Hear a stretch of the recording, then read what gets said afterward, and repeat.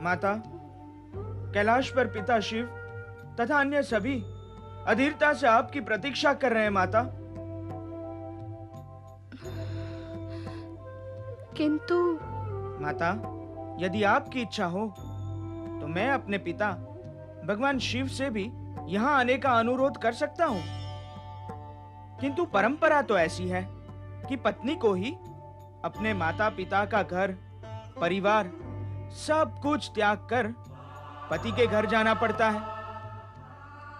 जब पति के घर जाने के लिए पत्नी अपने माता पिता का घर, परिवार, बंधु बांधव सब कुछ त्याग कर सकती है, तो फिर अपने पति के पास पहुंचने के लिए अहंकार का त्याग करने में पत्नी को क्या आपत्ति हो सकती है? पिता शिव तो अनुरोध करने से यहाँ आ ही जाएंगे, किंतु उनके गौरव का सम्मान करना हम सब का परम कर्तव्य है।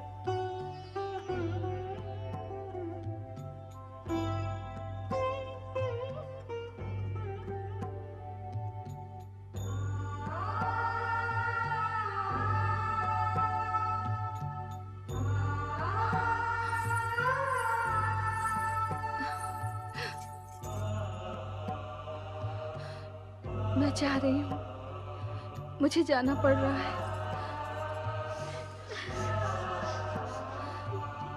किंतु तुम सब के लिए मैं सदा पर्वतिया ही बनी रहूंगी। तुम भी मेरी सहेलियां ही बनी रहोगी। मैं तुमसे मिलने अवश्य आऊंगी।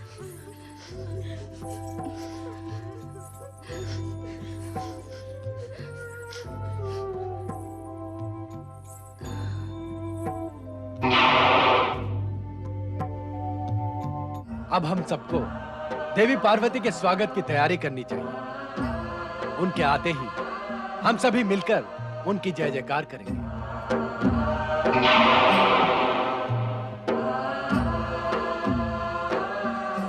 पति परमेश्वराय नमो नमः। शिव शक्ति की लीला ने प्रियजनों को बहुत कष्ट पहुंचाया है देवी। नहीं प्रभु नहीं, किसी को कोई कष्ट नहीं पहुंचा है। सब आनंदित हुए हैं। आप दोनों का पुनर्मिलन ये इस आनंद की चरम सीमा है। पिताश्री, आइए सिंहासन पे विराजिए। आइए माताश्री।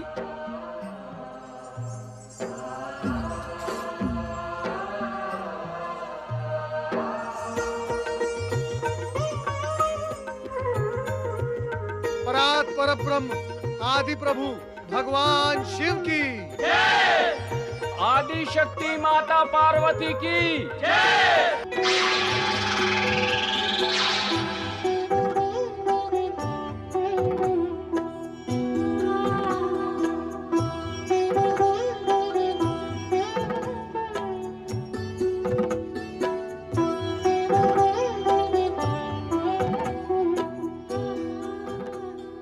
यही मेरे पति परमेश्वर हैं। इन्हें पति रूप में पाना ही होगा।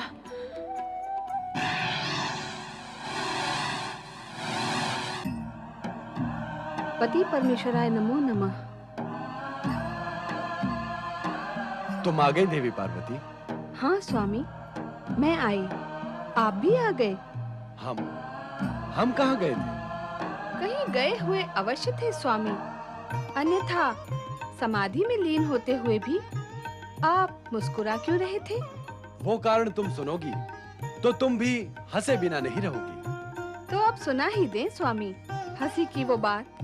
देवी, नागलोक की एक राजकुमारी मणिभद्रा ने स्वप्न में देखे मानव राजकुमार चित्रांगद को पति के रूप में पाने की कामना की है। क्या ये बात हंसने जैसी नहीं है? नहीं स्वामी, यह ऐसी असंभव इच्छा नहीं है जिस पर हंसा जाए। आप चाहें तो असंभव को भी संभव कर सकते हैं। वैसे भी वह नागवंश आपका आराधक है। आपकी कृपा तो उन पर होनी ही चाहिए। देवी, प्राणी की सद्वृत्ति और सत्कर्मों के आधार पर आराध्य की कृपा अपना मार्ग स्वयं बना लेती है। किंतु यहाँ आवश्यकता कृपा की नहीं, जातिगत और वंशगत साम्य की है।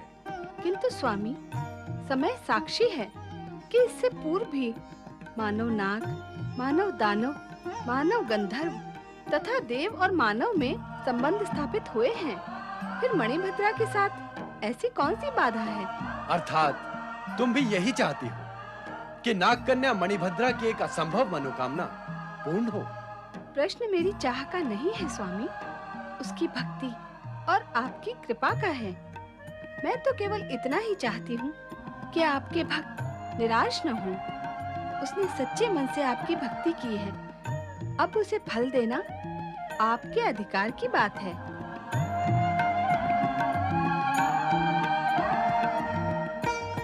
हे महेश्वर, हे प्रभु नागेश्वर, हे देवाधिदेव महादेव, तुम्हारी जय हो। हे शिव शंकर, आप हम नागों के परम पूज्य आराध्य हैं। आपकी कृपा से असंभव भी संभव हो जाता है। आपकी अनुकंपा से आराधक की हर मनोकामना पूर्ण होती है। नागलोक और नागवंश पर अपनी इस कृपा को बनाए रखना प्रभु। आपकी इस कृपा से ही हमारा जीवन गतिमान है महेश्वर।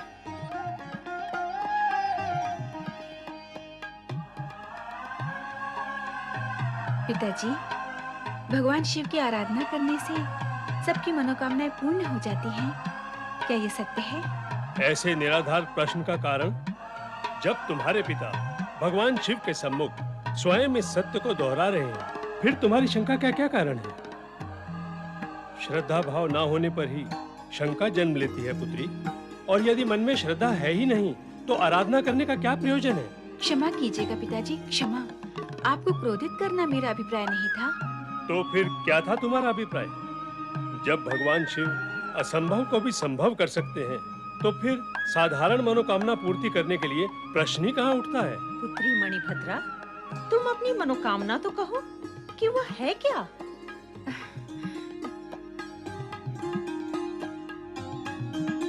कहो पुत्री, क्या मनोकामना है तुम्हारी?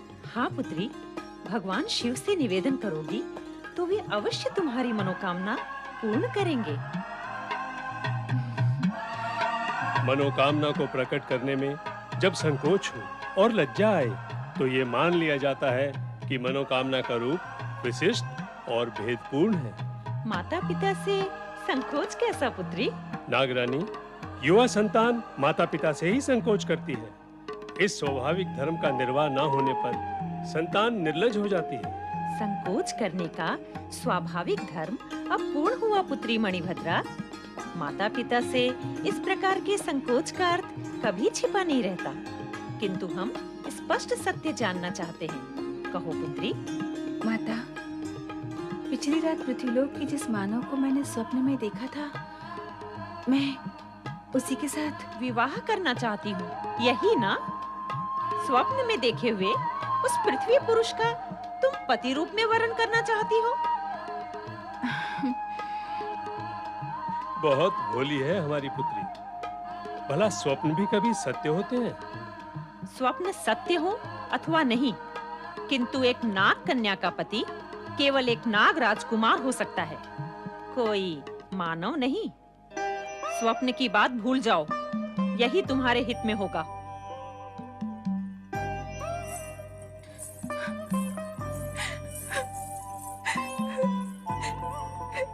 हे शिव शंकर, जब ये सत्य है कि आप असंभव को भी संभव कर सकते हैं, सभी की मनोकामनाएं पूर्ण करते हैं, तो फिर मेरी मनोकामना पूर्ण क्यों नहीं करेंगे?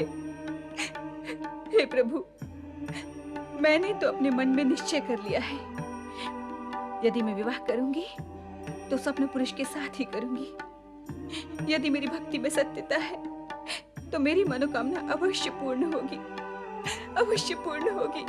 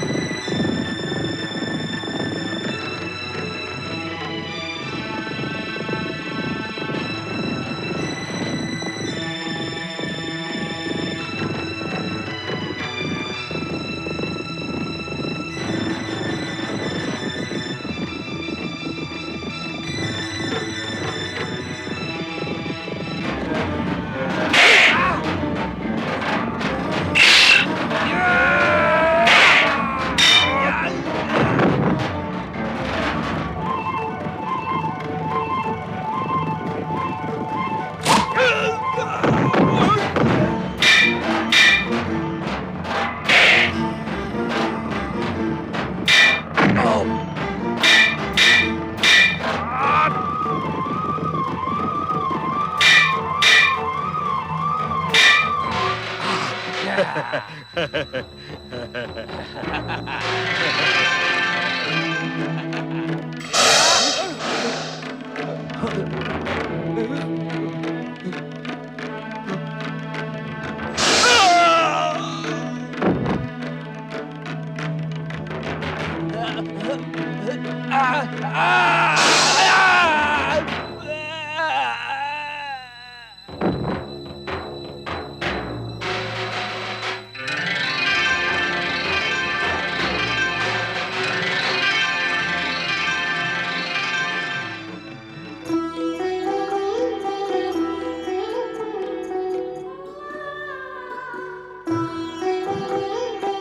मेरे स्वप्न पुरुष, भगवान शिव की कृपा से मैं तुम्हें एक दिन पाकर ही रहूंगी।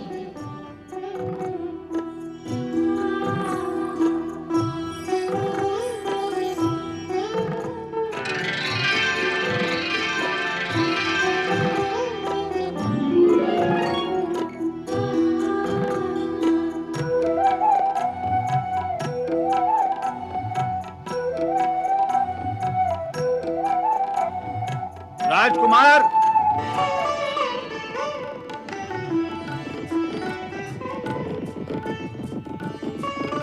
राजकुमार चित्रांगद। प्रणाम महाराज। जीते रहो, कुशल पूर्वक तो हो ना?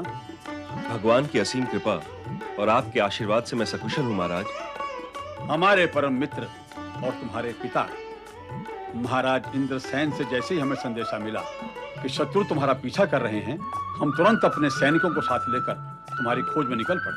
महाराज, वैसे तो हमने अपने शत्रुओं का सामना डटकर किया, संभवतः वे हम पर भारी भी पड़ते, किंतु अचानक एक नागिन ने आकर उन दोनों को डस लिया और हमारे लिए घातक सिद्ध होने से पहले ही वे दोनों धराशायी हो गए। मैं आश्चर्यचकित होकर इस विषय पर विचार कर ही रहा था कि आप आ गए। जीवन में जब भी ऐसे चमत्कार हो, इस सत्य को स्वीकार कर लेना चाहिए कि ये भगवान शिव की लीला है, चमत्कार है और कृपा है। वे अपने भक्तों की रक्षा के लिए सदैव तत्पर रहते हैं। जिसके वो रक्षक हो, उसे कोई हानि नहीं पहुंचा सकता। आओ चलें, महल की ओर प्रस्थान करें। जो आज्ञा। हे भगवान भोलेनाथ, मेरी पुत्री सीमंतनी पर दया करें। कुछ ऐसा करें जिससे ज्योतिषियों की बताई भविष्यवाणी मिथ्या सिद्ध हो। जीवन के अंत तक उसका सुहाग बना रहे। उस पर कृपा करो भगवान। उसे अखंड सौभाग्यवती होने का अवसर प्रदान करो महेश्वर।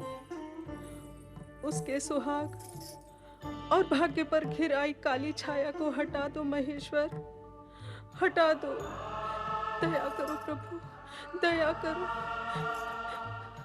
दया करो।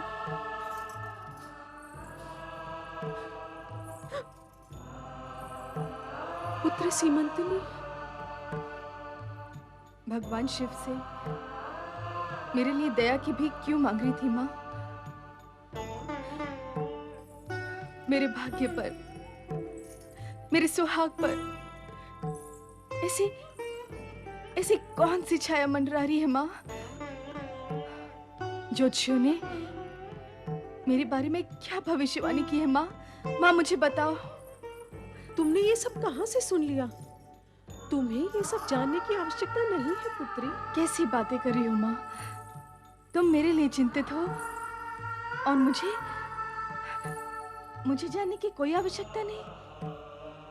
पुत्री, माता पिता के होते हुए संतान को चिंता करने की आवश्यकता नहीं होती। संतान के लिए माता पिता चिंतित होते रहे, दुखी होते रहे, तो क्या संतान को चुपचाप सब देखते रहना चाहिए? तुम तर्क क्यों कर रही हो सीमंतनी? माँ मुझे सत्य बताओ, मुझे सत्य बताओ माँ। तू सुनना ही चाहती है तो सुन।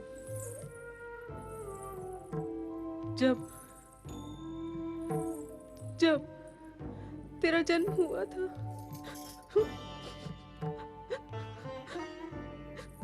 तब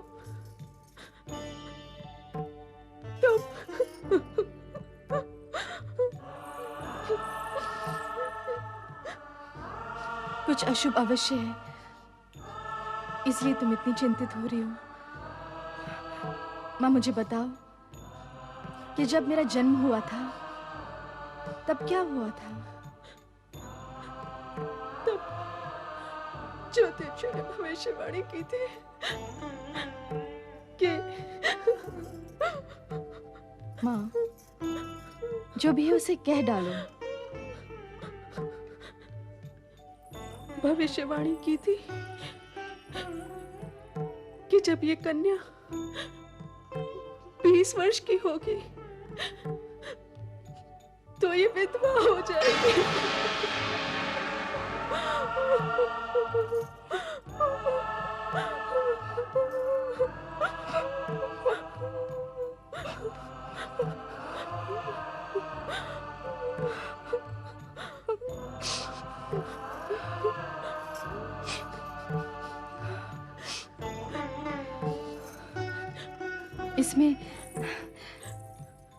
इसमें इतना चिंता करने की कोई आवश्यकता नहीं माँ। विधवा तो मैं तब होंगी जब मैं विवाह करूंगी। जब मैं विवाह ही नहीं करूंगी तो विधवा होने की संभावना ही नहीं होगी। कहो तो मूलाधार ही नहीं होगा। नहीं पुत्री नहीं, ऐसा नहीं होता। कभी भी और कहीं भी ऐसा नहीं हुआ। कोई भी पिता अपनी पुत्री को जीवन भर अविवाहित नहीं रख सकता। और फिर हमने तो आपके स्वयंवर का निर्णय भी ले लिया है।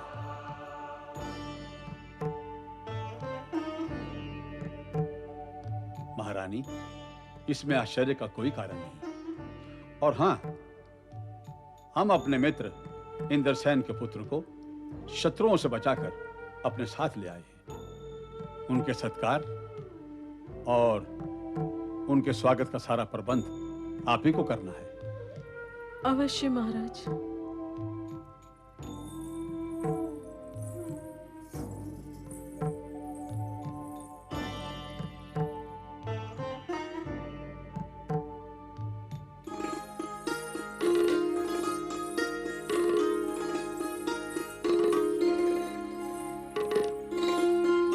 राजकुमार चित्रांगद को सीमंतनी का विनम्र नमस्कार। राजकुमारी सीमंतनी, नमस्कार। पिताजी ने बताया कि आप शत्रुओं को पराजित करके यहाँ पधारे हैं, इसलिए हमारी हार्दिक बधाई स्वीकार करें। नहीं राजकुमारी, मैं इस बधाई का पात्र नहीं हूँ। क्यों? इसलिए कि उन शत्रुओं को मैंने नहीं, किसी और ने पराजित किया था। वो तो एक ऐसा अद्भुत दृश्य था जिसे मैं जीवन भर भुला नहीं सकता। कृपया उस अद्भुत दृश्य के बारे में हमें बताएं। राजकुमारी, मैंने वहां जो देखा और जाना वो तो शब्द और वर्णन दोनों के परे है। मैं अभी तक उस दृश्य के प्रभाव से मुक्त नहीं हुआ हूं। अब तक वो दृश्य मेरी आंखों के सामने घूम रहा है। वर्णन से परे होने के कारण उस दृश्य का आनंद केवल आप ही ले सकते हैं।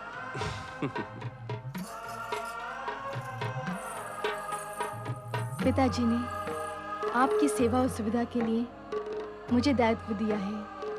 कृपया बताएं मैं आपकी क्या सेवा कर सकती हूँ? आप मुझे लज्जित कर रही हैं राजकुमारी। मैं तो भगवान शिव से आपके स्वयंवर की सफलता की कामना करते हुए चाहता हूँ कि आपको एक योग्य और उत्तम वर प्राप्त हो।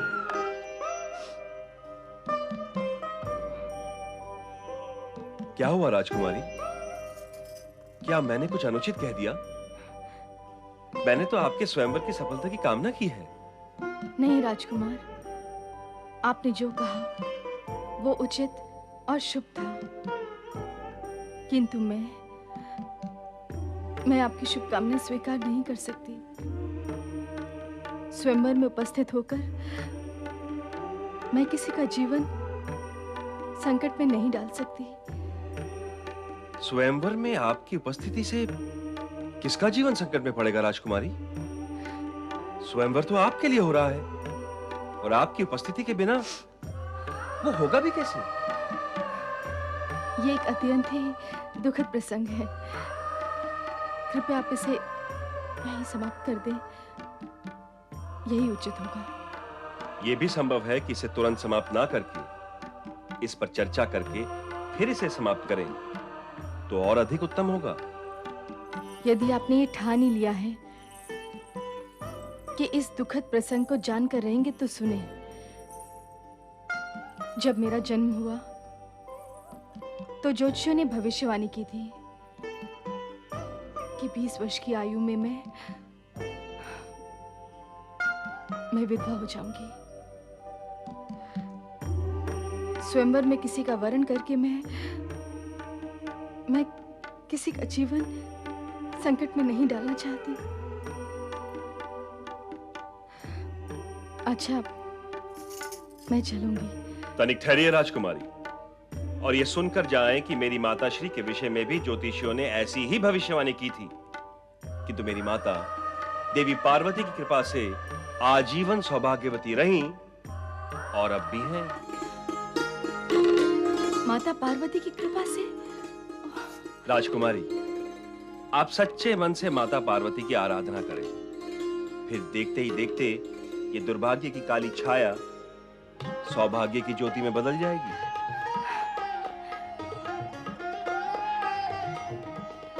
धन्यवाद।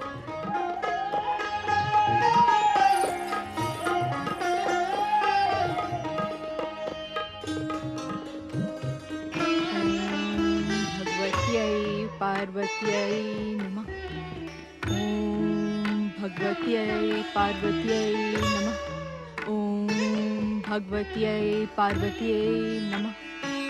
ओम भगवत्यै पार्वत्यै नमः। ओम भगवत्यै पार्वत्यै नमः। नारायण नारायण नारायण। ओम भगवत्यै पार्वत्यै नमः। ओम भगवत्यै पार्वत्यै नमः। ओम भगवत्यै पार्वत्यै नमः। ओम भगवत्यै पार्वत्यै नमः। ओम भगवत्यै पार्वत्यै नारायण नारायण। ओम भगवत्यै पार्वत्यै नमः। ओम भगवत्यै पार्वत्यै नमः। ओम भगवत्यै पार्वत्यै नमः। ओम भगवत्यै पार्वत्यै नमः। ओम भगवत्यै पार्वत्यै नमः। नारायण नारायण। ओम भगवत्यै पार्वत्यै। राजकुमारी सीमंतिनी, आप अपने माता पिता की आज्ञा लिए बिना इस वन प्रदेश में माता पार्वती की आराधना किस उद्देश्य से कर रही हैं? प्रणाम देवर्षि। कल्याण भव। देवर्षि, जब आपको ये ज्ञात है कि मैं माता पिता को बताए बिना इस वन प्रदेश में माता पार्वती की आराधना कर रही हूँ, तब तो आपको ये भी ज्ञात होगा कि इस आराधना के पीछे मेरा उद्देश्य क्या है। नारायण नारायण। किंतु राजकुमारी सीमंतिनी, क्षमा करे देवर्षि, आपने दर्शन देकर मुझे कृतार्थ अवश्य किया है, किंतु मैं अपने निश्चय पर अटल हूं। जब तक माता पार्वती स्वयं प्रकट होकर मुझे आजीवन सौभाग्यवती होने का वरदान नहीं दे देती, तब तक मैं अन्न जल त्याग कर उनकी आराधना करूंगी।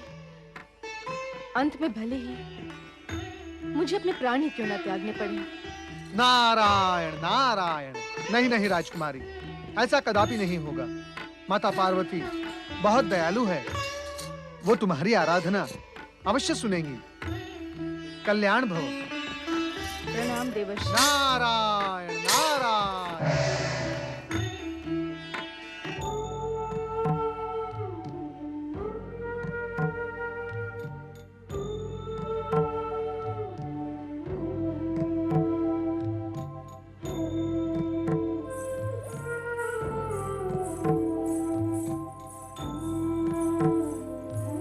मेरी पुत्री कहाँ है? मेरी सीमंतनी, महाराज कुछ करिए, कुछ करिए महाराज। पुत्री के बिना मेरे प्राण सूखे जा रहे हैं। न जाने कहाँ होगी, किस स्थिति में होगी वह। महाराज, उसे ढूंढे। महारानी, पुत्री के अचानक इस प्रकार चले जाने से जितना दुख और चिंता आपको है, उससे अधिक हमें है। हमने राज्य के चारों ओर सैनिकों को भेज दिया है। हाय मेरे पुत्र, तेरी बुद्धि को क्या हो गया? तूने तनिक भी विचार नहीं किया कि तेरे चले जाने से तेरे माता पिता के मन पर कितना आघात लगेगा। इस प्रकार माता पिता को बिना बताए जाने वाली संतान के मन में क्या तनिक भी विचार नहीं आता? क्या उनकी बुद्धि इतना भी साथ नहीं देती कि वे सोच सके कि उनके इस प्रकार चले जाने से माता पिता का हृदय विदीर्ण हो जाएगा, उनका मन मस्तिष्क फट जाएगा। महारानी, संभालो अपने आप को महारानी। हम उसकी खोज के लिए पूरा प्रयत्न कर रहे हैं। महाराज, महाराज चित्रसेन की जय हो। आओ सेनापति भद्रेश, क्या समाचार लाए हो? हमारी पुत्री का कुछ पता चला? क्षमा करें महाराज, हमारे सैनिकों ने राज्य का कोना कोना छान लिया, किंतु राजकुमारी का कहीं भी पता नहीं चला। क्या? हे भगवान, ये किस संकट में डाल दिया है? उधर स्वयंवर के लिए राजाओं और राजकुमारों का आगमन आरंभ हो चुका है, और इधर जिस राजकुमारी का स्वयंवर है उसी का पता नहीं। कैसा मानसिक कष्ट भोगना पड़ रहा है हमें। क्या युवा पुत्री का माता पिता होना अभिशाप है? महाअभिशाप है, महाअभिशाप है, महाअभिशाप है, महाअभिशाप है, महाअभिशाप है, महाअभिशाप है, महाअभिशाप है।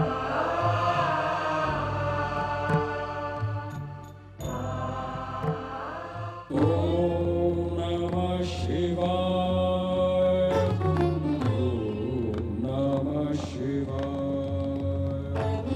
ओम नमः शिवाय, ओम नमः शिवाय, ओम नमः शिवाय।